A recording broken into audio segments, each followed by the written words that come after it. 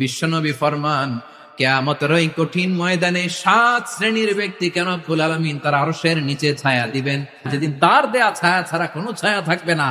এর প্রথম হচ্ছে ইমামুন আদিল, ন্যায়পরায়ণ শাসক। চিল্লায় বলেন সুবহানাল্লাহ। সুবিচার, সুশাসন। প্রিয় ভাইয়েরা, এটা আমরা বাংলাদেশে চাই কি চাই না? এরপরে আল্লাহ বললেন, আমি তোমাদেরকে ইহসানের আদেশ দেই। ইহসান মানে কারো প্রতি সফট হার্টেড হওয়া, মহানুভব হওয়া, অনুগ্রহ পরায়ণ হওয়া, অনুগ্রহশীল হওয়া, একে অপরের প্রতি দয়াদ্র হওয়া। তাহলে 1 নম্বরে হচ্ছে ন্যায় বিচার, 2 নম্বরে ইহসান, সদাচর, 3 নম্বরে রব্বুল আলামিন বললেন ওয়া ইতাইযিল কুরবা, নিকটাত্মীয়দেরকে দান করো। যারা তোমাদের ব্লাড কানেকশনের আত্মীয় তাদেরকে তোমরা দাও।